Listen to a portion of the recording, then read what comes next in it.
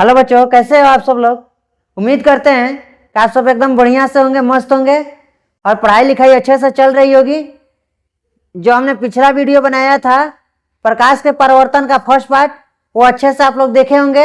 यदि वो वीडियो नहीं देखे हैं तो वीडियो को पहले देखें और फिर इस पार्ट 2 को वीडियो को देखें। अब हम आज चालू करने वाले हैं प्रकाश के परिवर्तन के पार्ट 2 वीडियो, ठीक है। तो चालू करने से पहले आप लोग से एक अनुरोध है कि आप यदि चैनल को सब्सक्राइब नहीं किए हैं तो स्मार्ट ज्ञानोदय चैनल को सब्सक्राइब कर लें और वीडियो को लाइक करें और इस वीडियो को अधिक से अधिक लोगों तक शेयर करें। तो हम लोग अब दूसरे पार्ट को स्टार्ट करते हैं। जहां से खत्म किए थे उसके आगे से हम लोग स्टार्ट। आज हम सब पढ़ेंगे प्रतिबिंब के बारे में। प्रतिबिंब क्या होता है? प्रतिबिंब को इंग्लिश में हम लोग इमेज कहते हैं।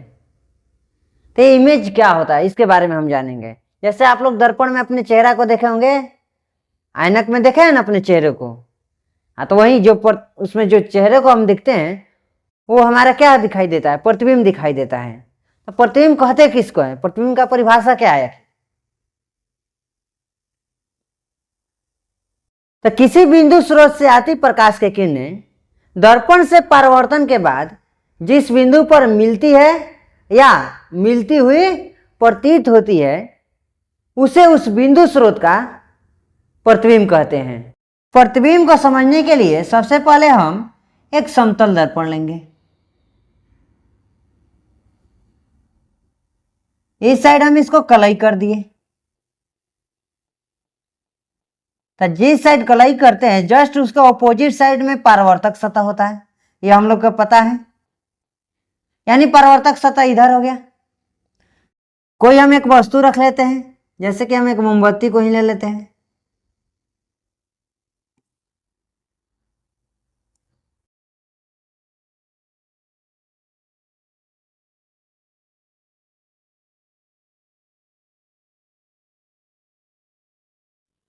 इससे बहुत सारी प्रकाश की किरणें निकलेगी, लेकिन हम वही किरण को लेंगे जो किरण दर्पण की साइड में जा रही हो।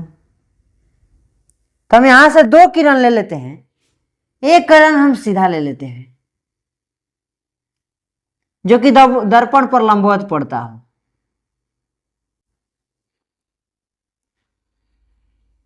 तो लंबवत पड़ेगा तो उसी पथ पर पुनः वापस लौट आएगा। हम लोग पढ़े हैं ना, समतल दर्पण पर लंबवत पड़ने वाली प्रकाश की किरणें उसी पथ पर वापस लौट जाती है। तो जिस पथ पर गया है उसी पथ पर परावर्तन होने के बाद लौट जाएगा। अब हम दूसरा किरण लेते हैं।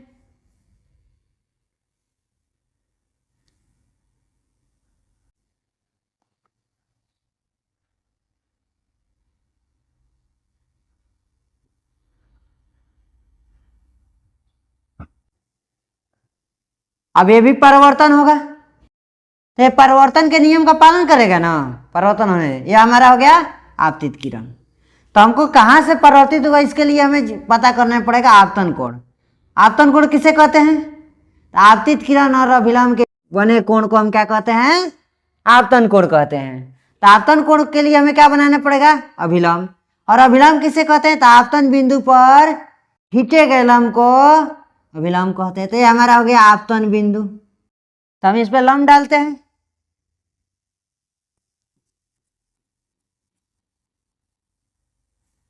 तो यह हमारा हो गया आपतित किरण और अभिलंब के बीच का कोण, जिसे हम आपतन कोण आई द्वारा सूचित करते हैं। जितना कोण बना के आया है उतना ही कोण बना करके गुजर जाएगा। ये लगभग 18 डिग्री का कोण बना के आया है। कितना डिग्री का कोण बना के आया है? 18 डिग्री। तो 18 डिग्री का कोण बना के गुजरेगा भी। हम बना लेते हैं 18 डिग्री का कोण।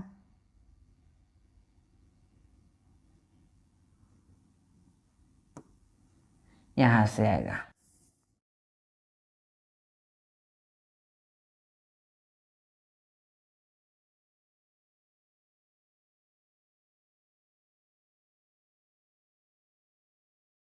तो यह दोनों किरण इधर कहीं मिलेगा? आपस में नहीं मिलेगा।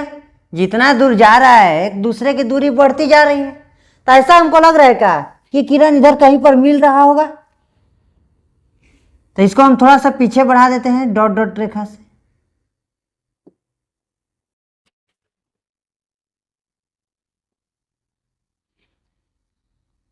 और थोड़ा पीछे बढ़ा लेते हैं।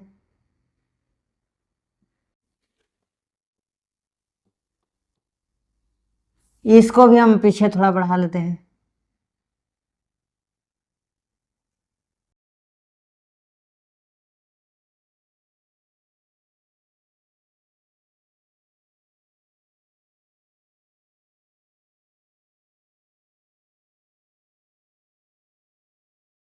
तो हमने क्या बोला था प्रतिबिंब का परिभाषा, किसी बिंदु स्रोत से आती प्रकाश की किरणें। तो यह हमारा बिंदु स्रोत हो गया, यहां से प्रकाश की किरणें आती, दर्पण से परावर्तन के बाद जिस बिंदु पर मिलती है, तो मिल तो नहीं रही है, तो एक और क्या बोले थे, मिलती हुई प्रतीत होती है। तो ऐसा लग रहा है कि यह कहीं पर उधर मिल रहा होगा। तो हम जैसे ही इस लाइन को पीछे बढ़ाएं तो हमको देखने में मिला कि यहां पर यह क्या हो रहा है, मिल रहा है। तो इसे हम इस बिंदु स्रोत का प्रतिबिंब कहेंगे, यानी इसका प्रतिबिंब, इस बिंदु स्रोत का प्रतिबिंब यह है। आगे समझ में, आगे बढ़े। प्रतिबिंब दो प्रकार का होता है, प्रतिबिंब दो प्रकार का होता है। एक होता है वास्तविक प्रतिबिंब, दूसरा होता है काल्पनिक प्रतिबिंब। वास्तविक प्रतिबिंब उसको कहते हैं जब किसी बिंदु स्रोत से आती प्रकाश की किरणें दर्पण से परावर्तन के बाद जिस बिंदु पर वास्तव में मिलती है, उसे हम उस बिंदु स्रोत का वास्तविक प्रतिबिंब कहते हैं। जब वास्तव में मिलेगा तो वास्तविक प्रतिबिंब कहेंगे, और जब मिलता हुआ प्रतीत होगा तो हम उसे काल्पनिक प्रतिबिंब कहेंगे। वास्तविक प्रतिबिंब को सीधी रेखा से दर्शाते हैं, काल्पनिक प्रतिबिंब को टूटी हुई रेखा से दर्शाते हैं। क्लियर है? वास्तविक प्रतिबिंब को हम सीधी रेखा से दर्शाते हैं तथा काल्पनिक प्रतिबिंब को हम टूटी या रेखाओं से या बिंदु डॉट डॉट से दर्शाते हैं। वास्तविक प्रतिबिंब को हम पर्दे पर प्राप्त कर सकते हैं, लेकिन काल्पनिक प्रतिबिंब को हम पर्दे पर प्राप्त नहीं कर सकते। तो समझ आ गया?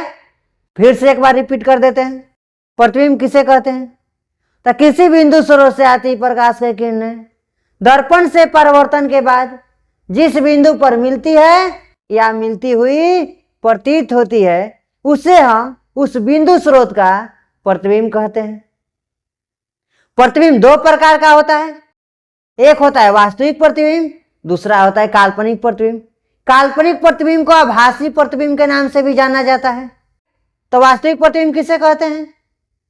तो वास्तविक प्रतिबिंब किसी बिंदु स्रोत से आती प्रकाश की किरणें दर्पण से परावर्तन के बाद जिस बिंदु पर मिलती है, उसे हम उस बिंदु स्रोत का वास्तविक प्रतिबिंब कहते हैं। वास्तविक प्रतिबिंब को सीधी रेखा से दर्शाते हैं। वास्तविक प्रतिबिंब को हम पर्दे पर प्राप्त कर सकते हैं। वास्तविक प्रतिबिंब हमेशा उल्टा बनता है। कैसा बनता है? उल्टा बनता है। यदि वस्तु को ऊपर साइड में ऐसे रखेंगे तो उसका प्रतिबिंब ऐसे बनेगा। समझ रहा है ना? ऐसे वस्तु को ऐसे हाथ, जैसे हमारा हाथ ऊपर है तो प्रतिबिंब कैसे बनेगा? जस्ट इसके डाउन, उल्टा। यदि नीचे गति रखेंगे तो प्रतिबिंब ऐसे बनेगा। यानी वास्तविक प्रतिबिंब हमेशा उल्टा बनता है। अब आते हैं दूसरा काल्पनिक प्रतिबिंब।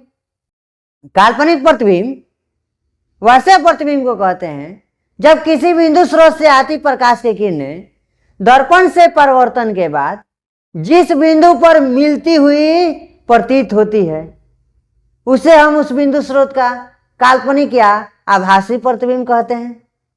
इसे हम डॉट डॉट रेखाओं या टूटी हुई रेखाओं से दर्शाते हैं। यह हमेशा सीधा होता है और इसे हम पर्दे पर प्राप्त नहीं कर सकते हैं। यहां से एक क्वेश्चन पूछता है कि वास्तविक प्रतिबिंब एवं काल्पनिक प्रतिबिंब में अंतर स्पष्ट करें। तो एक हम परिभाषा लिख लेंगे दोनों का, दूसरा हम लिख लेंगे कि वास्तविक प्रतिबिंब को हम पर्दे पर प्राप्त कर सकते हैं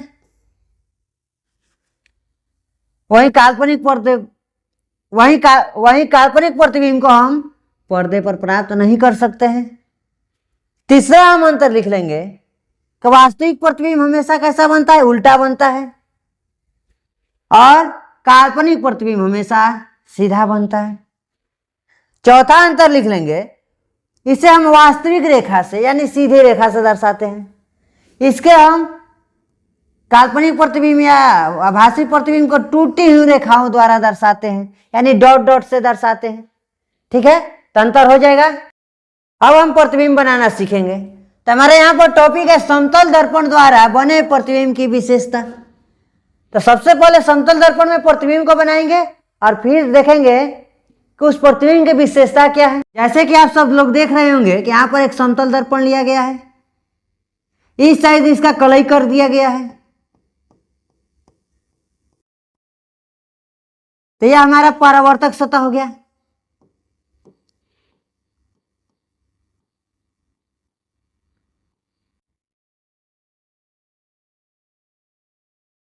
ठीक है, हम एक बिंदु स्रोत से 2 किरण गुजारेंगे। प्रतिबिंब बनाने के लिए कम से कम 2 किरणों को गुजारना आवश्यक होता है। तो हम यहाँ पर एक बिंदु स्रोत ले लेते हैं जिसका नाम हमारा O है। यहाँ से हम 2 किरण गुजारते हैं। एक किरण हम लंबवत डालेंगे दर्पण का। तो जैसे कि आप सब लोग जानते हैं, जब समतल दर्पण पर प्रकाश की किरण लंबवत पड़ती है तो वह उसी पथ पर वापस लौट जाती है। जिस पथ पर आई थी उसी पथ पर क्या हो गई, लौट गई। दूसरा हम किरण यहां पर खींचते हैं। ठीक है, ये हमारा समतल दर्पण पर आया। तो परिवर्तन होने के लिए जितना आपतन कोण बना के आएगा उतना ही परिवर्तन कोण बना के जाएगा। तो आपतन कोण पता करने के लिए हमें यहाँ पर अभिलंब खींचना होगा। तो हम अभिलंब डाल दिए। जिस बिंदु पर आए आपतन बिंदु उसका नाम ए दे दिए हैं, अभिलंब का नाम एन दिए हैं। तो यहाँ पर कोण आई बन रहा है। जितना कोण बना के आया था उतना ही कोण बना के क्या होगा, निकल जाएगा। यानी 2 किरण हमारा परिवर्तन वाला हो गया। एक परिवर्तन किरण यह वाला हो गया और दूसरा परिवर्तित किरण यह हो गया। यह जितना हम आगे जाएंगे उतना ही इसकी दूरियां क्या होती जाएगी, बढ़ती जाएगी। तो इधर तो कहीं पर मिलने वाला नहीं है रास्ते में। तो ऐसा हमको देखने में देख लो कि प्रतीत हो रहा है कि पीछे की ओर कहीं पर मिल रहा होगा। तो हम इसको पीछे की ओर देखते हैं, कहाँ पर कल्पना करते हैं कि कहाँ पर मिल रहा होगा। तो इसको डॉट डॉट से पीछे की ओर बढ़ाते हैं। इसको डॉट डॉट से पीछे की ओर बढ़ाते हैं। इस किरण को भी बढ़ाते हैं पीछे की ओर। तो यहां पर मिल रहा है, यानी बिंदुओं का प्रतिबिंब यहां पर बन रहा है। इसको हम आई से सूचित कर देते हैं। ठीक है, अब इसकी हम विशेषता दिखते हैं। अच्छा, आप सब रोज आईने के पास खड़े होते होंगे, आईने में चेहरे देखते हैं। कभी उसकी विशेषताओं की कल्पना किए हैं? किए हैं तो ठीक है, नहीं किए हैं तो आज हम बता रहे हैं आप सभी को कि क्या क्या विशेषता होता है। तो पहला विशेषता यह है कि प्रतिबिंब दर्पण के पीछे बनता है। प्रतिबिंब का आकार और वस्तु का आकार बराबर होता है। ठीक है, जितना बड़ा वस्तु होगा उसका प्रतिबिंब उतना ही बड़ा बनेगा, जितना छोटा वस्तु होगा उतना इसका प्रतिबिंब छोटा बनेगा। यानी वस्तु का आकार और प्रतिबिंब का आकार बराबर होता है। प्रतिबिंब सीधा बनता है। प्रतिबिंब कैसा बनता है? अच्छा, आईने में हमारा सर जब ऊपर की ओर होता है तो जब हम चेहरा देखते हैं तो ऊपर की ओर सर दिखाई देता है ना। जब हम आईने के पास खड़े होते हैं तो हमारा सर ऊपर होता है और आईने में भी ऊपर ही दिखाई देता है। तो प्रतिबिंब कैसा बनता है? सीधा बनता है। अच्छा, एक चीज तुम लोग देखे होगे कि आईने के सामने खड़ा होकर के दाहिने हाथ को हिलाओगे तो लगता है कि हम बाएं हाथ को हिला रहे हैं, और बाएं हाथ को हिलाते हैं तो लगता है कि दाएं हाथ को हिला रहे हैं। तो यह तो उल्टा है। तो इसको हम कहते हैं कि पार्श्विक रूप से उल्टा बनता है। किस रूप से उल्टा बनता है? पार्श्विक रूप से उल्टा बनता है। तो अगला गुण, चौथा गुण है तो प्रतिबिंब पार्श्विक रूप से उल्टा बनता है। समतल दर्पण में प्रतिबिंब पार्श्विक रूप से उल्टा बनता है। पांचवा गुण देखेंगे प्रतिबिंब आभासी बनता है। समतल दर्पण में प्रतिबिंब काल्पनिक या आभासी बनता है। काल्पनिक को ही आभासी के नाम से भी जाना जाता है। अच्छा, एक चीज देखना, आईने के पास खड़े होकर के तुम जितना पीछे जाओगे लगेगा कि दर्पण में प्रतिबिंब भी उतना पीछे जा रहा है, और जितना दर्पण के नजदीक आते जाओगे प्रतिबिंब भी क्या लगेगा कि नजदीक आ रहा है। वस्तु से दर्पण की दूरी को वस्तु दूरी कहते हैं, प्रतिबिंब से दर्पण की दूरी को प्रतिबिंब दूरी कहते हैं। यानी हम कहें तो प्रतिबिंब दूरी और वस्तु दूरी बराबर होता है। वस्तु दूरी को यू से सूचित करते हैं और प्रतिबिंब दूरी को भी से सूचित करते हैं। वस्तु दूरी को यू से सूचित करते हैं और प्रतिबिंब दूरी को भी से सूचित करते हैं। यानी वस्तु दूरी और प्रतिबिंब दूरी क्या होता है, आपस में बराबर होता है। जितना दर्पण के हम नजदीक जाएंगे प्रतिबिंब भी लगेगा कि दर्पण के नजदीक आ रहा है। जितना हम दर्पण से दूर जाते जाएंगे प्रतिबिंब भी लगेगा कि दर्पण से उतना क्या हो रहा है, दूर जा रहा है। एक बार और समझ लेते हैं। प्रतिबिंब दर्पण के पीछे बनता है। कहां पर बनता है, दर्पण के पीछे बनता है। प्रतिबिंब का आकार वस्तु के आकार के बराबर होता है। प्रतिबिंब का आकार और वस्तु का आकार बराबर होता है। प्रतिबिंब वस्तु की अपेक्षा सीधा बनता है। प्रतिबिंब वस्तु की अपेक्षा सीधा बनता है। पार्श्विक रूप से उल्टा बनता है। प्रतिबिंब आभासी बनता है। प्रतिबिंब दर्पण से के उतना ही पीछे बनता है जितना वस्तु दर्पण से आगे रहता है। यानी वस्तु दूरी और प्रतिबिंब दूरी बराबर होते हैं। अब हम पढ़ेंगे गोलीय दर्पण। गोलीय दर्पण हम उस दर्पण को कहते हैं जिसका परावर्तक सतह किसी खोखले गोले का भाग होता है। गोलीय दर्पण किसे कहते हैं, तो गोलीय दर्पण उस दर्पण को कहते हैं जिसका परावर्तक सतह किसी खोखले गोले का भाग होता है। प्रायः यह कांच का होता है। प्रायः किसका होता है, गोलीय दर्पण किसका होता है, कांच का होता है। गोलीय दर्पण दो प्रकार का होता है। गोलीय दर्पण दो प्रकार का होता है। एक होता है अवतल दर्पण, दूसरा होता है उत्तल दर्पण। गोलीय दर्पण दो प्रकार का होता है, उत्तल दर्पण और अवतल दर्पण। कैसे पहचान करेंगे कौन उत्तल दर्पण है और कौन अवतल दर्पण है? बहुत कंफ्यूजन होता है बच्चों को। कभी कभी क्या करते हैं, अवतल को उत्तल बोल देते हैं और उत्तल को अवतल बोल देते हैं। तो ऐसा कंफ्यूजन ना हो उसके लिए एक ट्रिक बताएंगे, और यह ट्रिक बहुत ही आसान है, जिससे कभी नहीं बोलेंगे कि कौन उत्तल दर्पण है और कौन अवतल दर्पण है। वो मतलब समझेंगे उठा हुआ। वो माने उठा हुआ, जिसका परावर्तक सतह उठा हुआ रहे। जिसका परावर्तक सतह उठा हुआ रहे उसको आप क्या कहेंगे, उत्तल दर्पण। तो एक उठा हुआ है तो दूसरा क्या होगा, धंसा हुआ। तो जिसका परावर्तक सतह धंसा हुआ रहेगा उसको हम अवतल दर्पण कहेंगे। क्लियर? इस बात को बस याद रखना, वो मतलब उठा हुआ। अब कभी कंफ्यूज नहीं होगे। जैसे यह दर्पण हम दे दिए और इधर से हम रचदित कर दिए। अब सोच के बताओ ये कौन सा दर्पण है? जो लोग भी इसको उत्तल दर्पण सोच रहे होंगे वो गलत है। क्यों? हमने क्या बताया, परावर्तक सतह उठा हुआ, तो इधर पेंट किया हुआ है, कलई किया है ना, तो परावर्तक सतह किधर है, इधर है। परावर्तक सतह उठा है नहीं, धंसा हुआ है, तो क्या हो गया, अवतल दर्पण होगा। क्या होगा, अवतल दर्पण। ठीक है। उत्तल दर्पण, उत्तल दर्पण ये हो गया, ये हमारा उत्तल दर्पण हो गया। ठीक है। हम परिभाषा कैसे लिखेंगे, तो अवतल दर्पण का परिभाषा होगा, जैसे ध्यान से देखो अवतल दर्पण, तब इसकी बाहरी सतह क्या किया गया है, रजतित किया गया है, यानी कलई किया गया है। उत्तल दर्पण का आंतरिक सतह रजतित किया गया है। तो बस परिभाषा इसी में हो गया। गोलीय दर्पण के कांच के टुकड़े का बाहरी सतह पर रजतित किया हुआ होता है, उसे हम अवतल दर्पण कहते हैं। अवतल दर्पण किसे कहते हैं, जिसका बाहरी सतह, जैसे हो गया, इसका बाहरी सतह कौन होगा, यह ना, बाहरी सतह रजतीत यानी कलई किया रहा है, इसको हम क्या कहेंगे? अवतल दर्पण। जैसे इसका उल्टा होगा उत्तल दर्पण। गोलीय दर्पण के कांच के टुकड़े का आंतरिक सतह पर रचित किया हुआ होता है, उसे हम उत्तल दर्पण कहते हैं। जैसे हम आंतरिक सतह को देखेंगे तो यहाँ पर ध्यान से देखेंगे, जैसे यह हो गया तो आंतरिक सतह यह वाला रचित कर दिया गया, तो हमारा कौन सा दर्पण हो गया? उत्तल दर्पण हो गया। ठीक है, कोई दिक्कत? तो कभी कंफ्यूजन नहीं ना होगा किसी प्रकार का उत्तल और अवतल में, कभी नहीं भूलना है। वो मतलब उठा हुआ, बस जिसका परवर्तक सतह उठा है वह उत्तल दर्पण है, जिसका परवर्तक सतह धंसा हुआ है वह अवतल दर्पण है।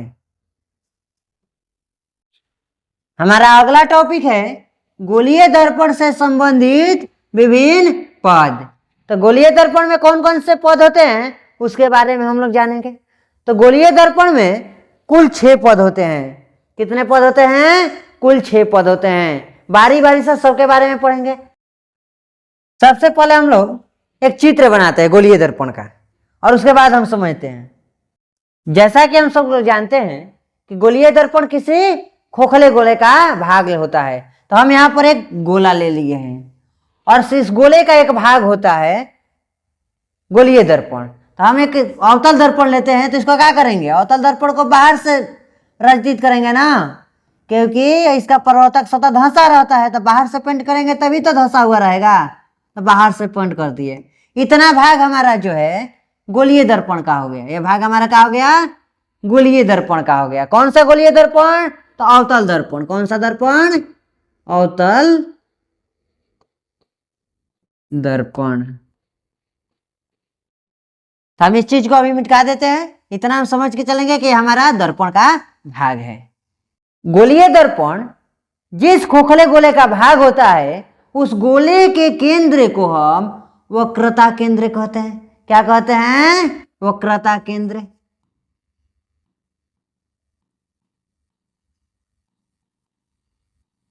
इसे हम C द्वारा सूचित करते हैं। दर्पण के मध्य बिंदु को हम ध्रुव कहते हैं। मान लेते हैं दर्पण का मध्य बिंदु है, तो इसको हम क्या कहेंगे? ध्रुव कहेंगे। इसको हम P द्वारा सूचित करते हैं। ध्रुव तथा वक्रता केंद्र की एक मिलाने वाली रेखा होती है, इस रेखा को हम मुख्य अक्ष कहते हैं। इस रेखा को हम क्या कहते हैं? मुख्य अक्ष या प्रधान अक्ष भी कहते हैं। मुख्य अक्ष या प्रधान अक्ष। ठीक है। वक्रता केंद्र और ध्रुव की जो दूरी है, इस दूरी को हम वक्रता त्रिज्या कहते हैं। इसे हम R से सूचित करते हैं। क्या कहते हैं? वक्रता त्रिज्या। इसे हम R से सूचित करते हैं। वक्रता केंद्र और ध्रुव के बीच की जो दूरी है, इस दूरी को हम वक्रता त्रिज्या कहते हैं। ठीक है। इसमें और 2 चीजें होती है, एक होता है फोकस और एक होता है फोकस दूरी। उसको हम थोड़ी देर के बाद समझेंगे। ठीक है, इतना अभी हम समझ के चलते हैं। तो इसमें क्या क्या होता है गोलीय दर्पण का पद? एक हो गया हमारा वक्रता केंद्र, दूसरा हो गया हमारा वक्रता त्रिज्या, एक हो गया हमारा ध्रुव, एक हो गया हमारा मुख्य अक्ष। 4 चीजें हो गई। 2 चीजें अभी हम पढ़ेंगे, फोकस और फोकस दूरी। कितने पद हो गए? टोटल 6 पद हो गए। टोटल कितने पद हो गए? 6 पद। ठीक है। अब हम देखते हैं यहां पर, जैसे कि हमने बताया कि गोलीय दर्पण जिस खोखले गोले के भाग होता है, उस गोले के केंद्र को हम वक्रता केंद्र कहते हैं। दूसरा हमने पढ़ा वक्रता त्रिज्या। तो गोलीय दर्पण जिस खोखले गोले का भाग होता है, उस गोले के त्रिज्या को हम वक्रता त्रिज्या कहते हैं। क्या कहते हैं? उस गोले की त्रिज्या को वक्रता त्रिज्या कहते हैं। एक हमने पढ़ा था ध्रुव, देखा था ना ध्रुव को। तो परावर्तक सतह के मध्य बिंदु को ध्रुव कहते हैं। ध्रुव को हम P द्वारा सूचित करते हैं। किससे सूचित करते हैं? P द्वारा सूचित करते हैं। एक हमने पढ़ा था मुख्य अक्ष या प्रधान अक्ष, तो वक्रता केंद्र तथा ध्रुव से होकर गुजरने वाली रेखा को हम मुख्य या प्रधान अक्ष कहते हैं। अब हम दो चीज और पढ़ेंगे, मुख्य फोकस और फोकस दूरी। तो फोकस को समझने के लिए हमें यहां पर देखना होगा, ये हमारा अवतल दर्पण है, ये हमारा क्या हो गया? अवतल दर्पण हो गया।